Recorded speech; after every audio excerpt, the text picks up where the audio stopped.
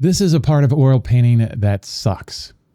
It's really annoying and it prevents you from making a great painting. Prevents me from making a great painting. And the biggest problem with it is we're probably not noticing it most of the time. I didn't notice it last session at all. I was working through it. It was there, but I didn't notice it. What am I talking about? I'm talking about glare. Glare on your oil painting while you're painting it sucks. It is awful. It's terrible. And you could go through 90% of a painting and continually ask yourself, why can't I do this? Why can't I get these colors on? What is happening wrong? And still not know why. Until you step back, you look at the broader picture of things and you go, you know what? I've got glare all over my painting. And now you're probably looking at my painting going, I don't see any glare. What are you talking about, Chris? I don't see any glare. Well, I have things set up. Actually, to be specific, I have dual polarization set up on the camera behind me that is showing my painting and polarizing gels on the lights. And you don't see any glare. Look how beautiful that is. I mean, I'm looking over at OBS right now. That is showing me the image, and I can see those colors perfectly well without any glare on my monitor. But when I look at these colors in front of me, I get nothing but glare. Let me show you. Let me show you what I see. And yeah, that's about right. Glare. Not only does it change the value tremendously, but it really prevents you from seeing color. Actually, the glare that I'm seeing is even worse than what you're seeing, which is crazy. Crazy. Now, the painting for you doesn't look too bad, but for me, all of the colors in this neck here, which are very subtle tones, very subtle values, very subtle differences in temperature. This is what I want to capture in a painting, these subtle differences. But when I have glare in a painting that basically reflects the light right back in my face at the most intense white possible, I can't see those. I have to look over at OBS to maybe see it. And I was thinking about it and I was like, why did I do this the entire other session? Maybe you didn't see it. Well, you didn't see it, but I kept looking over at OBS just to be able to see what was on my painting. Now, if I remove the filter, I'm reaching up behind me on the camera and I'm unscrewing the polarizing filter on this camera. You can see my hand there, definitely. This is without the polarizing filter.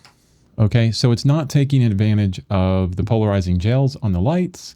It's not removing any glare. This is what I see. Glare City. Although it looks a little bit darker for me, super bright for you because I guess I had to brighten it up for that. Let me change this. I had to put my glasses on to actually see this, but even from the camera position, which is above my head, further back, way back here, not as much glare back there, but from where I'm sitting, I'm going to take a photo of this painting and you'll see what I'm talking about. I'm going to put it up right now, the photo showing all the glare in the place where I want to capture the most subtle detail and I just can't do it because of the stupid glare. It is so annoying. So, rant over. What are we going to do about it? We're going to fix it. We're going to fix it right now. I'm going to fix it here on this video before I start painting again because it's very important. The reason why I'm talking about this right now, the reason why I'm interrupting this whole painting process is because if you're an oil painter, this is something you have to notice.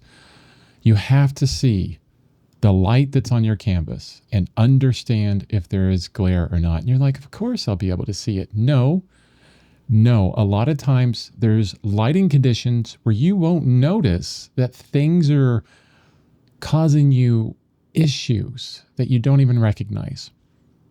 For example, you are painting a landscape and behind you is this super bright landscape. Maybe you have your painting up in front of you, okay? And then right behind the painting is the sky.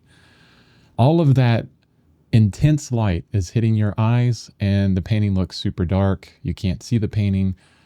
Noticing that and not just dealing with it, I think, is really important. That's one scenario. You're painting in a studio, you're painting in a place you haven't painted before. Noticing the light first, how it's hitting your canvas.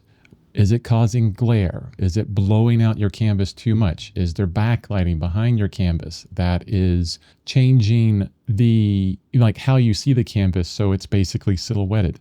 All of these things are so important. You cannot be a good oil painter or the best oil painter you want to be if glare is getting in your way and you don't notice it. So we're going to work with it right now. I'm going to deal with it, but I'll be cutting throughout. Okay, so the first thing that I want to do is notice what I can and cannot adjust. Number one, because I'm trying to do YouTube videos, my canvas, my paper on this board needs to stay exactly where it is. Now, if you're on a easel, you're painting wherever you are painting, the first thing that I would ask you to do, or at least try, I can't do it here, is to tilt the top of your canvas, the top of whatever you're painting on, forward a bit. A lot of times that angle of the paper in front of you or the canvas in front of you, depending on if it's facing a little bit further up or if it's facing a little bit closer to you, that could change how the glare reacts on the painting. That's number one. Number two, well, I can't adjust this, so I can't do number one. But number two is adjusting your lights. Now, if you're next to a really big window, which is awesome. I've painted at a co-op gallery. They had these huge windows up front. And the great thing about really big windows, especially if they're like a north light or a light where there isn't direct sunlight coming through and hitting your canvas, direct sunlight is always a problem. But if you have indirect light on a big window, like department store window or maybe a huge window in your house, what's nice about that is it will cast even light across a large area. So if you have your palette and your canvas both together, like I do here, you'll get a nice even light throughout. And that's really good. But you have to make sure that the angle of your canvas or whatever you're painting on is conducive to as least glare as possible. You'll have to change it so it's either facing the window directly or at the side, depending on what you need. So try that out. Here, I don't have a big window. I have two lights. And the reason why I have two lights, I have one up to the right, one up to the left, is because I want even light on not only my palette, but my canvas, everything here. I want even light. It looks pretty even here. It's probably a little higher, a little brighter up top. It drops off as it goes down. And that's nice. But two lights on either side, you get more glare, okay? There's no way around it. You're going to get more glare. But I can change maybe the angle. So I'm going to try that now. Okay, I did two things here. Number one, I brought my lights down a little bit in height, so they're down this way. I also brought the camera down a bit, so it's not so high. I wanted you to have a closer or a more similar angle that I have to the painting as well, so that you can see all this glare, especially in the darker tones. If you work, that's another thing. If you work with very dark paintings, glare city, the hardest to work with, very dark paintings. If you go into any gallery, museum, really dark Baroque backgrounds, glare city all over the place. It's really hard to deal with that. But you'll see in the darker areas a lot more glare. Hopefully you can see that. I can't even tell those tones there, those values, those hues, how subtle that they can be. When I switched the lights, I changed them a bit, and you can see why I have the camera so far up is because if I don't, my head is like always in the way, and you don't want to see that. No one wants to see that, right? So that didn't work. Let's try and bring the lights down a little bit more, like vertically, so that they're closer down. Let's see. No, not really. Not really working too well. Change the angle of the light. Pretty much the same. Pretty much the same. Okay, let's try changing the position of the light, not in a horizontal fashion, or a vertical fashion, but in a horizontal fashion. Okay, that definitely got worse. See how bad that glare is? Ugh.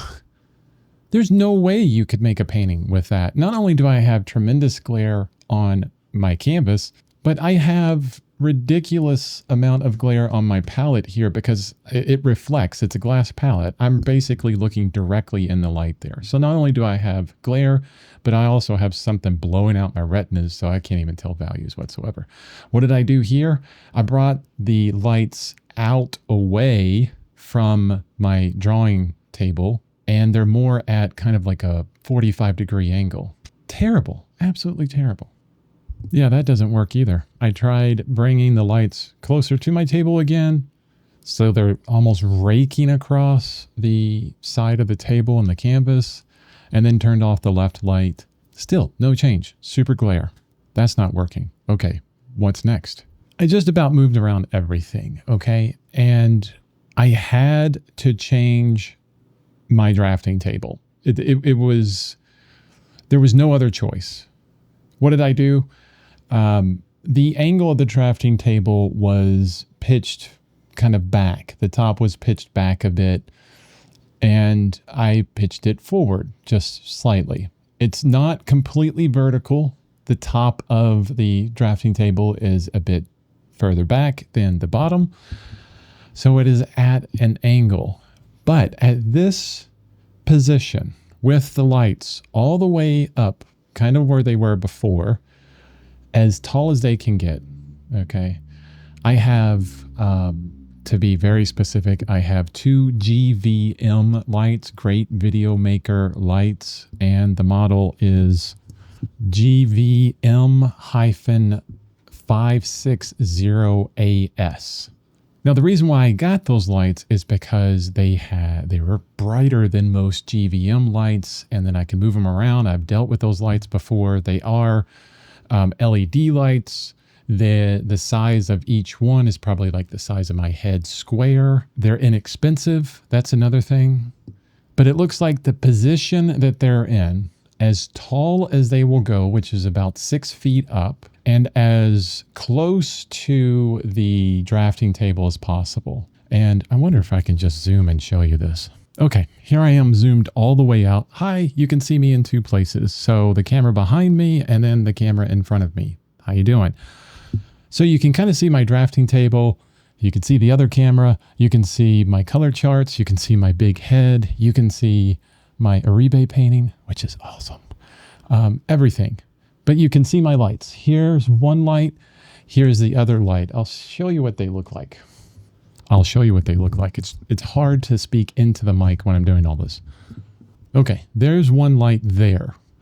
And I have blue tape on it. This is taping a polarizing gel to the light that helps with glare through digital devices. You have to have a polarizing gel on the light and then a polarizing filter on your camera to get dual polarization going. Here's my table that I just made a little bit more vertical. So further videos, unfortunately, are going to be a little bit skewed. The top of the canvas is going to be larger than the bottom, unfortunately. But what's most important is that I can see the painting and I can actually make a good painting. Let me put this light back. Actually, I left them down a little bit, not as tall as they can go, because there's more light on my canvas and the glare didn't increase so much more that it's going to be a problem. But I have some other tools, some other ideas to help. Let's go on to the next one. I've really gone off the deep end now. Definitely. Really kind of reached peak crazy with glare. Definitely. All right, what the hell am I doing here? This is a hat that I usually take outside when it's super sunny and I want to keep like all the sun off of my face. It's the only hat that I own. I don't like wearing hats. But anyways, why do I have this hat on? I want you to watch the shadow that is on my face. You can see shadow here and then up, here and up. And then when I do this, no shadow on my face.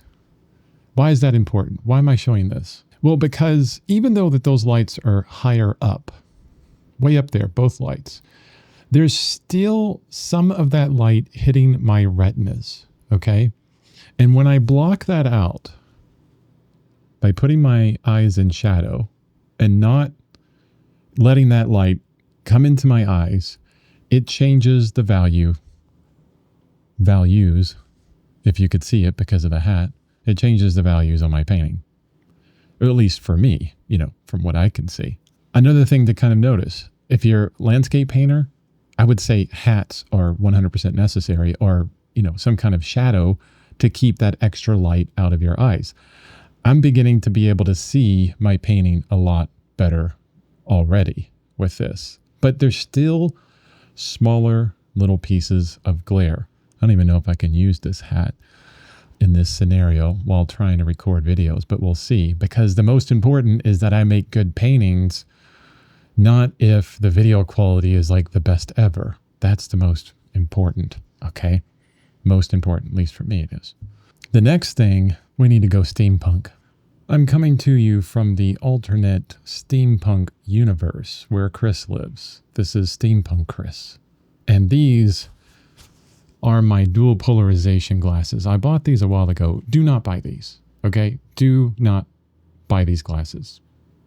Maybe you can buy them, but just the glasses alone are not going to help you, okay? You have to have filters or gels on your light, polarization gels on your lights in order for these to work. This is part of dual polarization. But I want to give you an example of what I'm seeing. Well, I could tell you about the glasses too. Basically, these glasses, I don't know if you can see this. There you go. They have a lens filter, kind of like you would have on a camera, on the glasses that you can adjust and turn. I'm sorry, it's not in perfect focus. But I can move this around on both lenses for each eye, okay? And it's really having trouble focusing. No worries. I think you kind of understand what I'm talking about. So I can put these on, and independently I can rotate either one of these, okay? And this is part of dual polarization. Let me put the filter back on the camera behind me and take this hat off for a moment. Okay, as I adjust these lenses, it's no different than if I reach back here and adjust this lens that you're looking through on the camera. What it's going to do as I rotate it is not only darken up what you're seeing, but it also straightens out the light. What do you mean by straightening out the light? What the hell? What is this magic? Basically, when you got light coming in onto your canvas from two different light sources, or whatever light source it is, it's hitting your canvas and it's hitting all these ridges in the paint, right? All these ridges that happen, especially if you have very stiff bristle brushes, right? You're going to have a lot of ridges.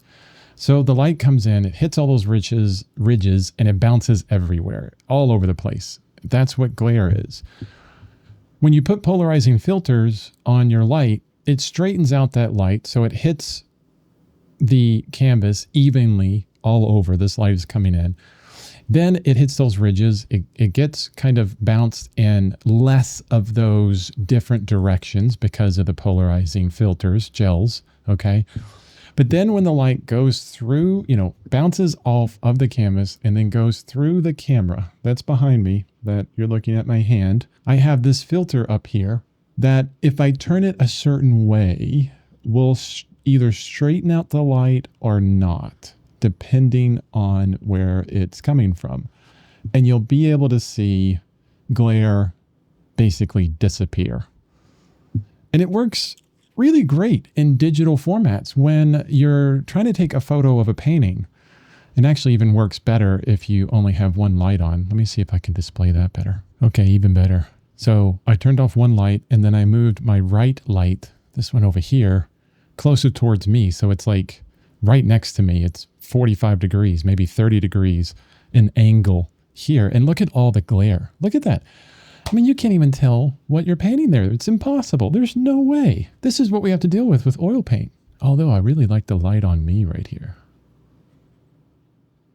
Very cool. All right, but watch what I do. All I'm going to do is rotate this filter that's on the lens of the camera. Watch the magic. No glare. Yes, it got darker. Yes, darker, definitely. But all the glare is gone. Let me see if I can do the same with my glasses. Got to adjust both of these lenses. Oh, yeah. See, I'm seeing what you're seeing. The singular light source is definitely the way to go. Unfortunately, when you're recording videos, you need more light. You definitely need more light. So I have to have both light sources on. But all the glare is just completely gone for me. It's fantastic. Let's put it back. As I put the lights back, I also have to change the filter. I have to rotate it so as much glare is gone as possible. You can even see the coloration on the iPad change while I rotate the filter. And it's one of the reasons why I'm telling you not to buy these glasses, because glare is so dependent on all of the variables that you're dealing with at any given moment while you're painting. It depends on the light, the direction it's coming from, how you are sitting in relation to your canvas, the texture of your canvas, the type of brushes you use, the type of paint you use. All of this has an effect on how glare looks on your artwork. So you could say, or you could think that maybe you're having a lot of glare trouble and you're like, oh, well, I'm just going to buy these glasses that Chris has because they're super special, awesome looking. Yeah, you know they're awesome. Look how cool I look. Just so cool. Anyway, because you think that they're really cool glasses and that they'll wipe away glare for every painting you're working on. No, it doesn't work that way. I mean, even this puts a nice barrier in between your painting and whatever. It darkens up things. You know, I have to constantly do this thing to really see what's going on. But it's one option depending on your scenario. I barely use these things. I bought them. I spent, I don't know how much money on them, but I barely use them. In this scenario, I'll probably start using these a bit more because I want to get these subtle values and hues and temperature differences within this painting. It's super important for this painting. So I need to see that. But don't run out and just start buying materials thinking this is going to solve all of your glare problems, because it's not. It's a very specific setup with very specific materials that actually achieves this. And then you're probably thinking, like I'm thinking right now, well, thanks, Chris. I mean, how am I going to do anything with this video now? Because I don't have the exact same setup you do. I'm thinking, is this video even useful at all? Yes, it can be. Yes, this video can be. How? How can this video be useful? Because I've been rambling on for a while. But before I get into the useful parts, let me put some things back. Well, this is nice. I can actually use this hat and it's not blocking or obstructing your view unless I lean forward, and then it's a big problem. Let's go over a few things. Number one, notice your lighting conditions. Look at your canvas. Do you have any glare on it? Do you have any light behind your canvas that is in your eye, silhouetting and causing issues with how you're actually seeing the canvas? Do you have light above you like I do? You need a hat to kind of block that light out. Do you have these issues? Do you have a very textural canvas? Or are you painting with brushes that leave very deep marks, brush marks in the paint, ridges? That'll create a lot of glare. Noticing these things, understanding these things, that's number one. How to fix it. Number one, adjust your canvas. Bring it forward a bit. Tilt it the top towards you just a little bit. Usually that helps out tremendously. Or try tilting it left and right, depending on where your light is. If you can't do that, can you adjust the light itself? Can you move the lights around? Can you put them closer to your canvas, kind of breaking down from the sides? Can you go to one light instead of multiple lights? If you're in a scenario like I have right here, where you have these kind of lights that you can put a polarizing gel over the top, and you want to get the glasses that might remove the rest of the glare with the filters on them, Maybe try that. Can you put a hat on? Remove the light that's coming into your eyes this way. Also, one thing I haven't talked about is the application of paint. Well, I've talked about it a bit, but you can adjust how you apply paint so that you either have more glare or less glare. If I have one single light source, let's take a bit of this phthalo blue here. You can apply your strokes in multiple directions. You're not going to see any glare on here because I have the camera set up with the polarizing filter, the lights with the polarizing gels. You're not going to see any kind of glare. So you can make vertical strokes, horizontal strokes, angular strokes, all different types of angles, right? And a myriad in between all of those.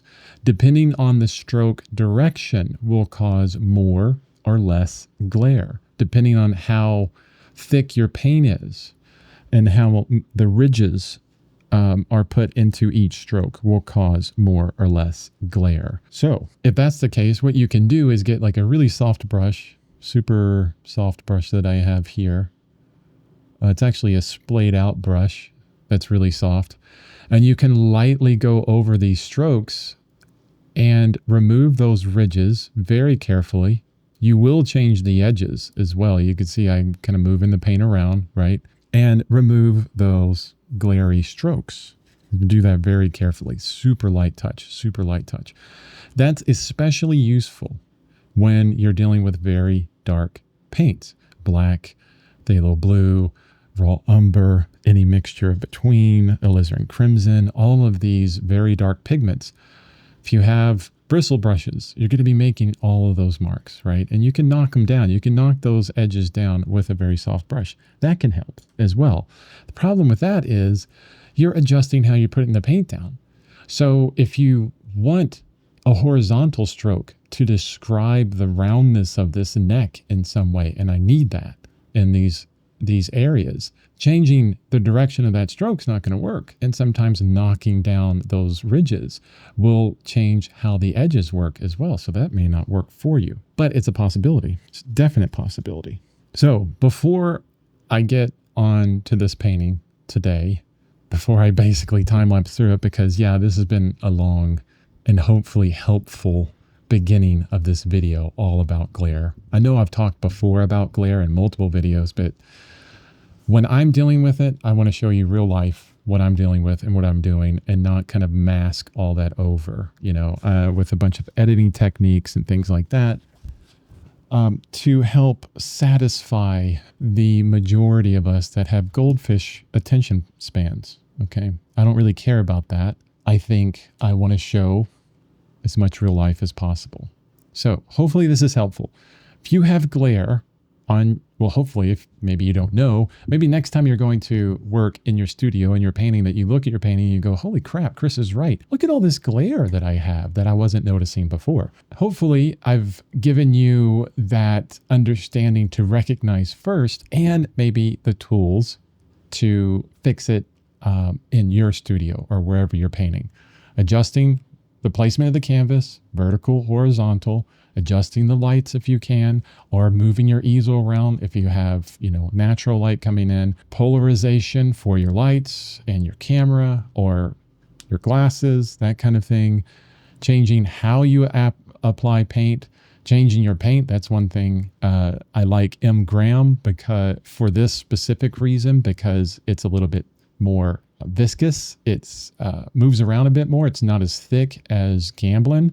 Gamblin creates all kinds of ridges because it's so thick, and so does a bunch of other paints. You may like the thickness, I don't know, but thinning out your paint so it lays a little bit more flat stops the glare. But you have to deal with flat paint. Maybe you want those ridges. Maybe you want the impasto in the dark areas. Well, you got to have to deal with that glare, right? Being able to knock those ridges down with a brush, all of these tools to kind of help you so you can see your painting better. Because if you can't see it right, if you can't see it well, you're not going to be able to paint well. That's number one. We have to recognize this and be able to do it well. I'm going to get onto this painting. I'm going to time lapse through it. Probably only spend some time on this painting because I've probably spent an hour and a half just going over this. Yeah, I don't know. I forgot to start my timer. Yeah. Going to time lapse, work on this painting a bit, and then continue it on the next session tomorrow, because I see so much that I want to fix after getting that glare removed. Well, not completely removed, at least in a point where I can battle it a little bit better. All right, I'm going to get to painting.